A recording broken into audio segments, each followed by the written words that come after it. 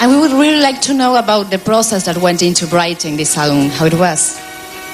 Well, it was a difficult album to write because we were working. Cause as Tom said, we were touring. I was thinking about it the other day. It was crazy the amount of, there really wasn't any time between touring Hopes and Fears and recording Under the Iron Sea.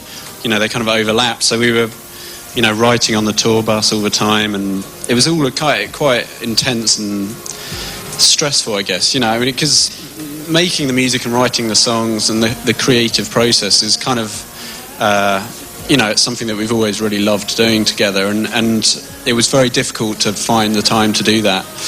But, I think it actually made the record what it is. It made it a very kind of intense, very dark record, and it was recorded, a lot of it was recorded in New York when it just rained incessantly for 2 weeks, and we in this tiny studio, everything was very kind of claustrophobic and intense. So the whole process was pretty kind of I suppose unorthodox, but it made for a record that we were really, really proud of, even if it was a tricky one to make. And what did each of you contribute with in the composition, I mean? Well, with that record, we did things in quite a strange way because, and I think it's something that we're probably, with the next record that we make, we're probably doing in a different way. What happened with that record is, obviously Tim came up with a lot of songs on the road while we were travelling, and we kind of went into a studio and we just started putting stuff down. So Richard would put his drum parts down, and Tim would put piano parts and bass and stuff on, and then I would come in and sing. And it was quite a strange way of making a record, but that was the way that we just wanted to do it at that particular point in time. When we made Hopes and Fears, and probably when we make our next record, I think we want to get into a studio environment and to rehearse the songs and to play the songs as the three of us, and all be kind of contributing at the very kind of inception of the songs. So I don't know, you just find ways of making a record, I think, and it comes together. And where do the lyrics come from? From shared personal experience or fantasies?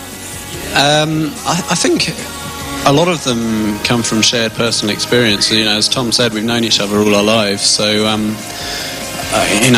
so many of the songs are about things that really mean something to all of us. And on Under the Iron Sea, several of the songs are even about the three of us and our friendship. So, it's I think what we try to do whenever we make music is try and say something that really means a lot to all three of us. And if it, because you have to really feel that, I think, as a band, and like Tom was saying, that's something that we really want to cherish and maintain going forward. So it's sometimes lyrics can be hard to write, and sometimes they just come flowing out, but it's best when it's something that really matters to all three of us. Do you remember a specific moment that you realized that you had become a famous band, that you thought, oh my god, this is huge? Well, I think we released Hopes and Fears in the UK, and shortly after that we released the same album in America. And so we spent a few weeks touring around the UK, and then we went across to America for about, I think probably about a month, maybe a bit more than a month. And this was I think this was beginning of 2004, or middle of 2004, or 3, was it? 4. Okay, I'm getting old, I'm losing my brain cells. And so we came back from America, and we literally got off the plane, and we got on our tour bus, and we travelled to the Glastonbury Festival, which is this incredibly famous festival in the UK, which all the bands dream of playing at, and being successful at, and at that point we didn't really know that we were successful or famous or anything like that in the UK, because we'd been away ever since our album came out there. But we got off the bus, we went backstage, we warmed up, and we turned out on the stage, and suddenly there were 30,000 people in a field who were singing our songs and just looking at us with this kind of passion and intensity that we'd never seen before. And I think that was the point at which we thought, hang on, we might actually make a living out of doing this. And it was a great feeling to feel that for the first time after years and years of struggling to get somewhere and never having that reaction from people. And as an opening band for U2, you have shared with them many things. And in an interview, you said that Bono, for the new album, gave you the best advice you ever received. What was it? I can't remember. That might have been me that said that. Yeah, I think it's probably you. Yeah. I can't remember either. No, I think I remember we were in Boston and we were talking to Bono, and he was as very, you do. as you do, You're just talking to Bono. He's a great hero of ours growing up. But he was talking about their last album, How to Dismantle an Atomic Bomb, and he was saying how he was kind of he was worried that they hadn't really kind of got a flow to it. Do you know what I mean? And how when you're making a great album, it's not just about the songs and the package. It's about having a journey from start to finish in the record.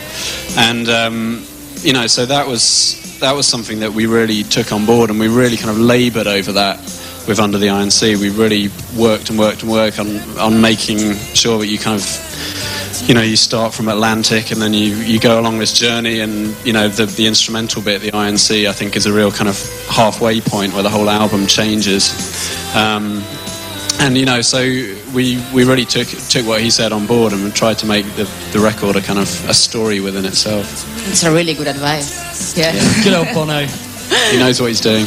And the last question I want to ask you is, maybe you never thought about it, but how do you want to be remembered in music history?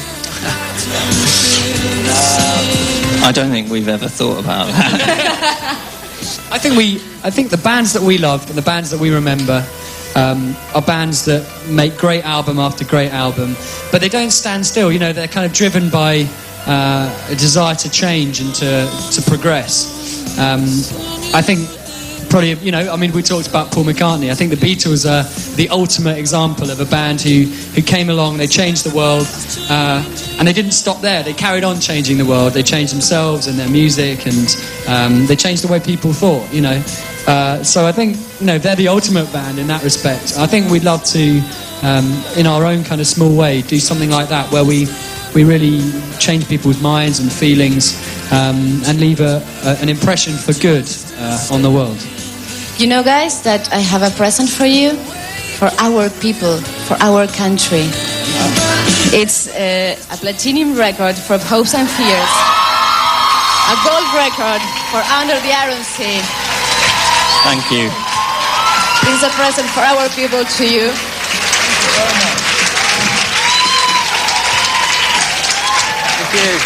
Un fuerte aplauso para Keane. Muy merecido. Thank you very much, guys, for being here. Thanks a lot. Thanks, everyone. Y hay mucho más que disfrutar porque tenemos más show de Keane en este íntimo interactivo en Match Music. No te muevas de ahí. Trying to make a move just to stay in the game. I tried to stay